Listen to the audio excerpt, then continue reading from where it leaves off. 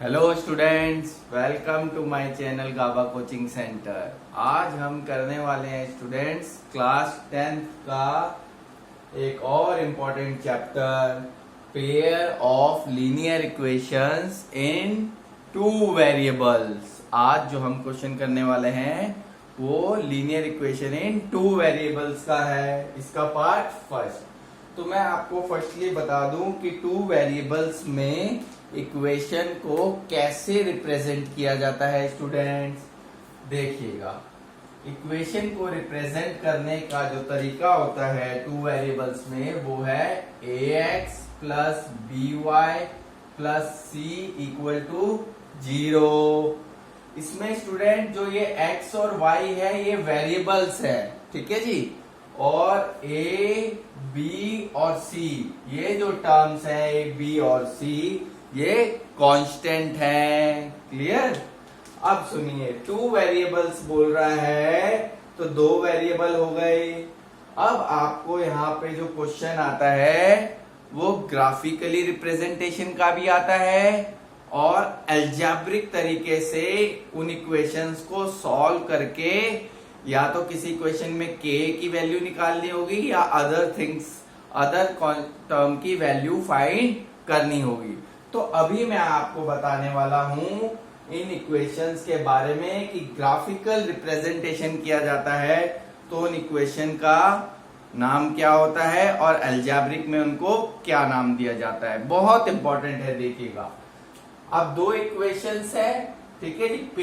Pair मतलब दो का होता है, ठीक है जी। टू वेरिएबल्स की ऐसी दो इक्वेशंस, अगर ऐसी दो इक्वेशंस है तो कैसी फॉर्म में होगी स्टूडेंट? देखिए, ये होगी a1 b1 c1। 1 इसलिए लगाया है क्योंकि पहली इक्वेशन है, ये इक्वेशन 1। ऐसे ही एक और इक्वेशन होगी स्टूडेंट a2 b2 और c2। याद रखिएगा, कांस्टेंट टर्म है ये और ये इक्वल से पहले आएगी। इक्वल के बाद आपका 0 ही होना चाहिए। कभी कभी इक्वल के बाद वो कांस्टेंट टर्म लिख देता है तो आप इसको लेफ्ट साइड में ले आएंगे, ठीक है ना, और इक्वल टू 0 करेंगे, ठीक है जी। तो ये है। अगर मुझे ग्राफिकली रिप्रेजेंटेशन करना है, ग्राफिकली रिप्रेजेंटेशन में उन्हें क्या बोला जाता है बता देता हूं। देखिए स्टूडेंट, सबसे पहला है equation a1 by a2 not equal to b1 by b2। अगर इसको आपने a1 by a2 not equal to b1 by b2 है, इक्वल नहीं है, और इसको आपने ग्राफिकली रिप्रेजेंट करना है तो आप इसके लिए क्या नाम दिया जाता है? सुनिएगा स्टूडेंट, इसको नाम दिया जाता है इंटरसेक्टिंग लाइंस। क्या दिया जाता है? Intersecting lines. दो लाइंस होंगी, दोनों की दोनों लाइंस इंटरसेक्ट करेंगे ग्राफिकली में। और ये इक्वेशन का मैं आपको और एग्जांपल भी देता हूं और आपको बताता हूं कि अलजेब्रिक में इसका क्या नाम दिया जाता है। अलजेब्रिक में इसे बोला जाता है यूनिक सॉल्यूशन।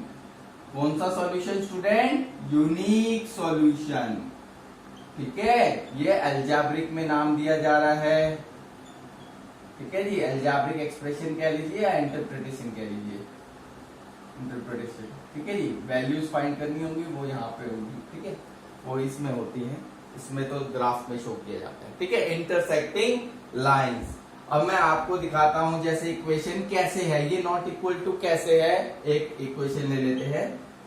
इक्वेशन है students x minus 2y equal to 4, 3x minus या प्लस कर लीजिए प्लस y इक्वल टू 2, ठीक है स्टूडेंट। तो अब जब आप ये ग्राफ पे ड्रॉ करेंगे, क्योंकि आपने ग्राफ पे तो किया हुआ है, 9th में आपने ग्राफ बनाया हुआ है, हालांकि वहां एक क्वेश्चन वहां पे भी था। तो फिर ग्राफ पॉइंट्स आपको पता है कि ग्राफ इस तरह से कार्टेशियन प्लेन है, ठीक है। आप x की कोई वैल्यू डालेंगे y की निकल जाएगी। दो वैल्यूज डाल के सपोज एक लाइन ऐसे जा रही है स्टूडेंट्स, ठीक है, और एक लाइन और ड्रॉ होगी किसी भी तरीके से, तो ये इंटरसेक्ट कर रही है। जब ये ग्राफिकली इंटरसेक्ट करे लाइंस तो इनको बोला जाता है इंटरसेक्टिंग लाइंस, और अलजेब्रिक में होगा ये यूनिक सॉल्यूशन। अभी कैसे यूनिक हुआ ये भी समझ लीजिए। देखिए यहाँ पर क्या है स्टूडेंट्स, यहाँ पे कुछ नहीं है तो 1 है, तो हमारा ये जो हो गया ये क्या है a1 हो गया ना। पहली इक्वेशन है a1 क्या है हमारा 1। और इससे भी पहले आपको बता दूं, क्योंकि मैंने बताया इक्वल टू में 0 होना चाहिए, तो प्लस का 4 इधर आ जाएगा माइनस, और प्लस का 2 इधर आ जाएगा माइनस। तो a1 हो गया 1, b1 क्या हो गया -2, और c1 -4। ऐसे ही a2 हो गया 3, b2 हो गया 1, और c2 हो गया -2। हो गया ना a1 b1 c1 a2 b2 c2। अब रख के देखिए, अब क्या ये इसमें मैच कर रहा है? बिल्कुल करेगा। a1/a2 क्या है 1/3 a1/a2 इक्वल, नॉट इक्वल आना चाहिए। देखिए नॉट इक्वल ही आएगा। b1/b2 यहीं पे नॉट इक्वल आ गया ना, ठीक है ना स्टूडेंट। तो ये कौन सी इक्वेशन बन गई हमारी, a1/a2 not equal to b1/b2। तो ये बन गई हमारी ग्राफिकली इंटरसेक्टिंग लाइंस और अलजेब्रिक में यूनिक सॉल्यूशन। ओके स्टूडेंट, तो आगे बढ़ते हैं। एक बार आप ये नोट कर लीजिए वीडियो पॉज करके।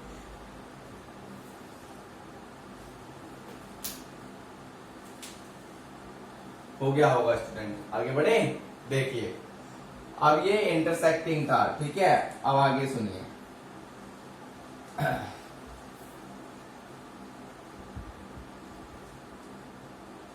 ठीक है, 3 होते हैं, ठीक है। ये इंटरसेक्टिंग था, आगे सुनिए।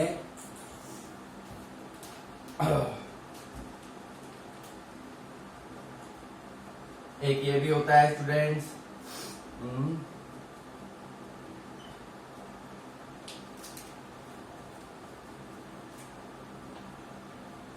a1/a2 equal to b1/b2 equal to c1/c2। ठीक है, तीनों के तीनों इक्वल होंगे। जब तीनों के तीनों इक्वल आ जाए तो उनको बोला जाता है अलजेब्रिक में क्या, इंटर कह रहा हूं इनफाइनाइटली या infinite many solution. Okay student, लेकिन ग्राफिकली भी तो बोला जाता है, और ग्राफिकली क्या बोला जाता है, इसको बोला जाता है कोइंसिडेंट लाइंस। कोइंसिडेंट लाइंस कैसे, देखिए स्टूडेंट, पहले मैं इसकी इक्वेशंस बता दूं आपको। 3x - 2y - 6 = 0, ठीक है। 6x - 4y - 12 = 0। तो अब आप देखिए इसको, a1/a2 a1 b1 c1 a2 b2 c2। a1/a2 क्या हो गया हमारा 3/6, कैंसिल होके 1/2 हो गया। अब b1/b2 देखिए क्या है -2 - 4, कैंसिल होके ये भी 1/2 आना ही चाहिए, इक्वल सेम आना चाहिए ना, क्योंकि सेम है ना, इक्वल है सारे। -6/-12 कट के -1/2, यानी आ रहा है हमारा, ठीक है ना। इक्वेशन इस हिसाब ऐसे ही मैंने लिया, इसी हिसाब से लिया है, ठीक है। तो ये हो गया। अब ग्राफिकली जब आप रिप्रेजेंट करेंगे ना, तो ये ध्यान रखिएगा कि इसके पॉइंट, जैसे आपने x की कोई वैल्यू निकली, y की आएगी, और ऐसे ही इसमें आएगी, तो वो कोइंसिडेंट का मतलब क्या होता है, कोइंसिडेंट मतलब हो गया ऐसा कि एक ही लाइन पे सारे पॉइंट्स आएंगे, एक ही लाइन पे सारे पॉइंट। सपोज एक मैं आपको बताऊं, अगर आप x की वैल्यू 0 ले ले, एक लेके दिखा देता हूं मैं आपको, x की वैल्यू 0, अगर आपने x 0 ले ली तो y की क्या आ गई -3। तो x का 0 और y का, तो फिर हम इस तरह से ड्रॉ कर लेते हैं, अगर इक्वेशन के हिसाब से ही समझना चाहते हैं तो x का 0 और y का -3। तो यहां बन गया x का 0 और y का -3, ठीक है। फिर यहां पे भी ले लो, तो x का ध्यान से देखना, x का 0 यहां पे ले लिया, x का 0 और y का -3 मैंने माइंड में कर लिया है, ठीक है। x का 0 और y का यहाँ पे भी आएगा -3, यही आ रहा है। तो यानी आप ये इक्वेशन एक और पॉइंट ले लेते हैं, एक पॉइंट लिए ना, दो ले लेते हैं कम से कम। तो फिर ले लेते हैं, x का ले लीजिए 2, 3 2 जा 6 हो गया, 6 - 2y = 6 - 2y = 6 - 6। तो ये y का हो गया हमारा 0, y का हो गया 0। तो हमने x का क्या लिया 2 और y का 0। x का 2 इधर होगा और y का 0, ठीक है। देखिएगा ध्यान से, हाँ इसका भी यही आ रहा था, अब इसका भी यही आएगा। देखिए फिर x का यहाँ पे भी ले लीजिए 2, x का 2 ले लिया तो क्या हो गया 12, 6 2 जा 12, अब 12 माइनस 12 ये उधर चला गया ना 0, तो यहाँ पर भी आ जाएगी y की वैल्यू 0, यही आएगी जी, वही आएगी, सेम बिल्कुल पक्का 100% है जी, ठीक है। तो जब इस तरह से सिचुएशन हो, ये मैं आपको ग्राफिकली भी बता रहा हूँ किस हिसाब से हो सकता है। जब आप ग्राफ पे बनाने जाएंगे ना तो ऐसे बनेगा, तो a1 by a2 equal to b1 by b2 equal to c1 by c2 हो, तो ग्राफिकली जब आप बोलेंगे तो उसे बोलेंगे कोइंसिडेंट लाइंस। और लेकिन जब आप अलजेब्रिक में हम इसे जब सॉल्व करेंगे, जब यहाँ पे कहीं k की वैल्यू होगी या p की, जब हम सॉल्व करेंगे नेक्स्ट वीडियो के पार्ट में, तो मैं आपको क्लियर करूंगा कैसे सॉल्व किया जाता है इनसे, ठीक है। उनके बहुत सारे इंपॉर्टेंट क्वेश्चंस भी है। तो ये ग्राफिकली आपको पता चल गया होगा स्टूडेंट, ठीक है ना। तो ये हो गया कोइंसिडेंट लाइन, इसको ऐसे आप करके देख सकते हो कि इक्वल आएगा नहीं आएगा, ठीक है। तो ये सेकेंड था हमारा, ये नोट कर लीजिए, फिर थर्ड पे पहुंचते हैं।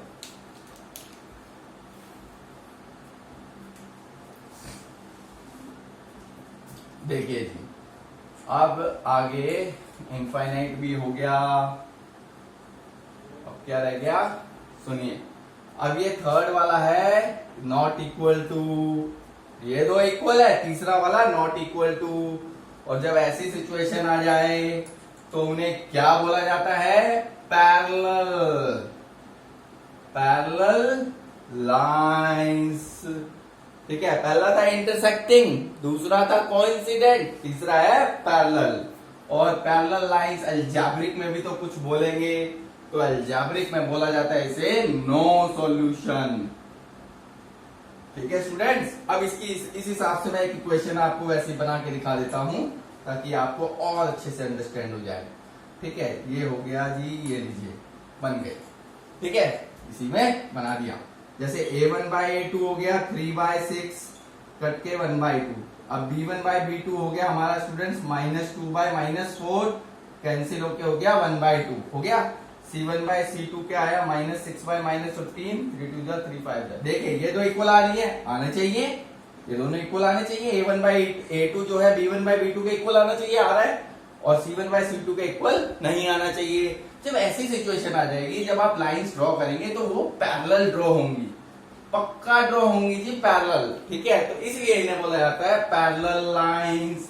ये जब उसमें है स्टूडेंट्स ग्राफिकल रिप्रेजेंटेशन में और ये अलजेब्रिक में, ठीक है। अच्छा अब एक और चीज बता दूं, एक होता है कंसिस्टेंट और एक होता है इनकंसिस्टेंट। इन दोनों का मतलब क्या होता है, बस थोड़ा सा मतलब जान लीजिए।